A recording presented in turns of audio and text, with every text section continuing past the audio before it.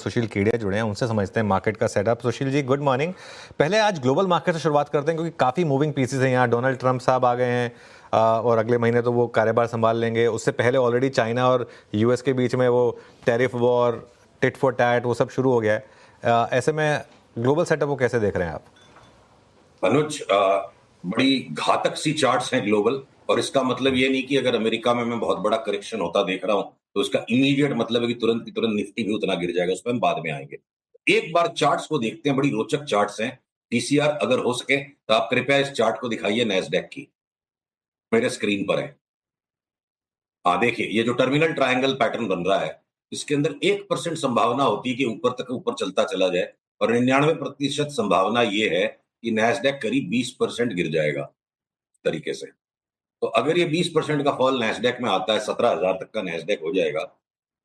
इसीलिए IT stocks में मंदी है, ये सोचना गलत होगा। आईटी स्टॉक्स की चार्ट सब तैयार है इंडिया में, नैस्डैक पे मत जाइए। सिमिलरली एसएनपी की भी चार्ट जो है अब बड़े करेक्शन की तैयारी कर चुकी है। आप देखो, सेम टर्मिनल ट्रायंगल पैटर्न है। और सबसे ज्यादा खतरनाक चार्ट जो है, पीसीआर बने रहिए, मैं एक चार्ट और दिखाना चाहूंगा। यूएस इंटरेस्ट रेट्स भी जो है अब कूदने के लिए ऊपर तैयार है, ऊपर कूदने के लिए तैयार है। पता नहीं मार्केट इस बात की तैयारी कर चुका है कि ट्रंप साहब बड़े कठोर निर्णय लेंगे आते के साथ, या कोई बड़ी ग्लोबल घटना हो जाएगी। ये आने वाला समय बताएगा। पर देखिए, ये हम अगर यूएस 10 ईयर बॉन्ड यील्ड की चार्ट्स में देख रहे हैं, 4.9 तक की हम उछाल की संभावना देख रहे हैं, और ये किसी भी दिन अचानक शुरू हो जाएगी आजकल में। अब और भी चार्ट्स हैं, पर मौखिक तौर पे उसे बताता हूं। वॉलेटिलिटी इंडेक्स भी वहां जंप मारने को रेडी है। और क्रूड की चार्ट जो सबसे घातक चार्ट है, कि क्रूड लगता नहीं 61-62 की मंदी हो और ये $100 का आंकड़ा भी पार कर जाए शने शने 1.5-2 महीने में। बिटकॉइन में 35% का कोलैप्स नजर आता है। तो बिटकॉइन रिस्क ऑन का सबसे बड़ा इंडिकेटर है। ये प्योरेस्ट कमोडिटी है, इसमें कभी स्कैरसिटी नहीं होती। पर क्रूड ऑयल में स्कैरसिटी भी फैक्टर काम करता है, और रिस्क ऑन भी। तो अगर कोई स्कैरसिटी ड्रिवन बड़ी पुश आएगी क्रूड में, बाकी ग्लोबल मार्केट का सेंटीमेंट बाकी जो चार्ट्स में बता चुका हूं उससे खराब लगता है।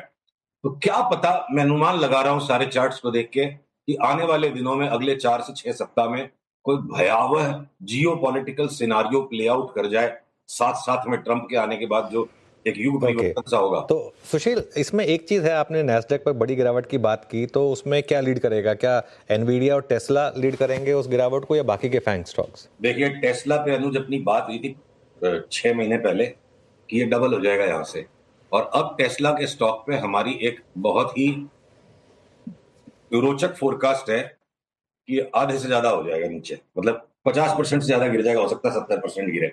और कल एलॉन मस्क ने एक बड़ा रोचक सा ट्वीट कर दिया, शॉर्ट सेलर्स की जान जा रही है। एलॉन मस्क मेरे को लगता है सट्टा बहुत बढ़िया करता है। जैसे बिटकॉइन में और डोजी कॉइन में भी लास्ट 2-3 साल उनकी बड़ी टाइमली ट्वीट्स होती थी। तो ये जो शॉर्ट स्क्वीज का अंत आ रहा है टेस्ला में, और मुझे लगता है कि टेस्ला $100 के नीचे चला जाएगा, आज की तारीख में $400 के आसपास है, तो एक बहुत बड़ा कोलाहल मच सकता है ग्लोबल मार्केट्स में। और ये जो कॉन्सेंसस है ना, कि गवर्नमेंट फेवरेबल आ गई, और ये पॉजिटिव गवर्नमेंट होती है नॉर्मली स्टॉक मार्केट्स के लिए, टैक्सेस के लिए, और बिटकॉइन भी भाग जाएगा और टेस्ला भी भाग जाएगा, क्योंकि इलॉन मस्क की तो बल्ले बल्ले है।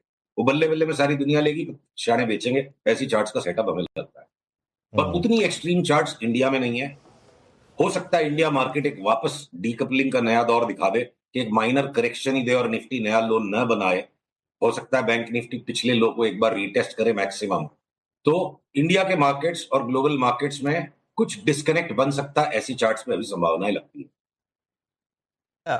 चलिए, अब इंडियन मार्केट पे आ जाते हैं। सुशील, ये तो बड़ी बात हो गई। निफ्टी पर क्या बॉटम बना, और क्या अब हम वापस ऑल टाइम हाई पर जा रहे हैं? और बैंक निफ्टी, यहाँ पर क्या व्यू बन रहा है?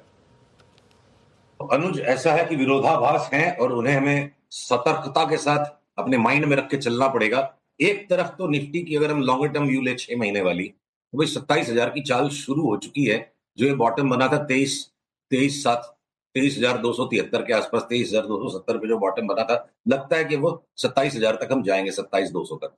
पर इस बीच में जो एक बार ये जो रैली हो गई है 1500 करीब पॉइंट्स की, ये 1500 पॉइंट में से 700 पॉइंट करीब एक करेक्शन आ जाए with in the rally, 1500 point की मूवमेंट के बाद 500-700 पॉइंट का पुल बैक आके चले मार्केट, इससे ज्यादा करेक्शन अभी तो निफ्टी पे नजर नहीं आता है। उसमें हो सकता है कि कुछ स्टॉक्स बहुत ज्यादा करेक्शन दे देंगे और कुछ स्टॉक्स जैसे रिलायंस जैसा स्टॉक बिल्कुल पकड़ ले बाजार को, घटे ही नहीं और इसलिए निफ्टी की फॉल डैम्पेन हो जाएगी। पर सेम कॉन्फिडेंस मुझे बैंक निफ्टी के पैटर्न्स पे नहीं आ रहा है। बैंक निफ्टी अगर अगर पीसीआर वापस चार्ट दिखाए, मेरा अनुरोध मान ले, तो चार्ट के सारे बात शब्दों में ज्यादा स्पष्ट हो जाती है। बैंक निफ्टी कोई 200-400 पॉइंट की उछल कूद अभी भी दिखा दे, थोड़ी सी माने तेजी का रुख बनाए रखे 2-4 दिन, तो कोई बड़ी बात नहीं होगी। तो जो स्प्रेड है ना, बैंक निफ्टी लगता है कि एक बार बड़ी तेजी पकड़ने के पहले वापस 49,000 के आसपास जाने की रिस्क लगती है। तो अगला करेक्शन आए, उसमें हो सकता है लार्ज बैंक्स में ज्यादा करेक्शन आ जाए और आईटी के स्टॉक्स में बड़ा करेक्शन आ जाए और एफएमसीजी और रिलायंस बाजार को संभाल ले, निफ्टी को संभाल ले।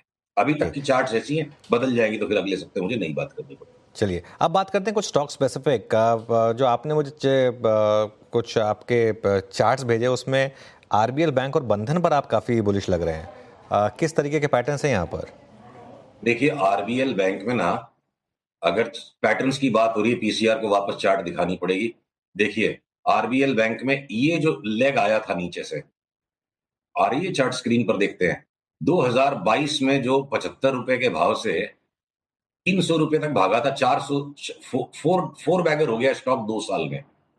और उस समय भी यही सवाल था जब हमने बात करी थी कि 300 रुपया हो जाएगा, भाई ऐसा क्या आ जाएगा बैंक में। तो कोई भी आसमान को फाड़ देने वाली या धरती को हिला देने वाली कोई भी न्यूज डेवलप नहीं हुई, फिर भी स्टॉक 4 गुना हो गया।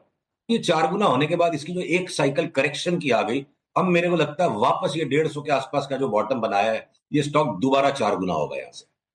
कारण क्या आएंगे, वो कारण जाने बिना अगर हम व्यापार नहीं कर सकते तो ठीक है, ये मासूम लोगों का स्टॉक है। जरूरत से ज्यादा बुद्धिमान आदमी इतना बड़ा पैसा नहीं बना सकता कभी भी। तो पैटर्न बता रहे हैं। ये जो लो था, इस लो को मैं 146 को स्टॉप लॉस रख के मैं अगले 2 साल में 500 से 700 रुपए तक की चाल का इंतजार करूंगा। 4 बैगर यहां से लगता है। और बंधन बैंक में भी देखिए, आरबीएल जितनी स्मूथ पैटर्न नहीं है, फिर जितना दबा दबा के कोई इसका माल लिखता जा रहा है, ये किसी भी टाइम यहां से उछले और ये 176 वाला 500 550 हो जाए, ऐसा मुझे लगता है। और ये चाल कब ट्रिगर करेंगे हम, एक्यूमुलेशन हो जाने दीजिए। जब ये लाइन तोड़ेगा 190 के ऊपर, जब बंधन बैंक चलेगा, डिलीवरी उठा के हम बैठ जाएंगे, 500 तक ही लेंगे नहीं। ऐसे पैटर्न्स हैं इसमें। ओके, तो आरबीएल बैंक और बंधन बैंक में शानदार पैटर्न्स हैं। तो सुशील, बहुत बहुत शुक्रिया आज हमारे साथ जुड़ने के लिए। अगले मंगलवार आपसे फिर बात करेंगे।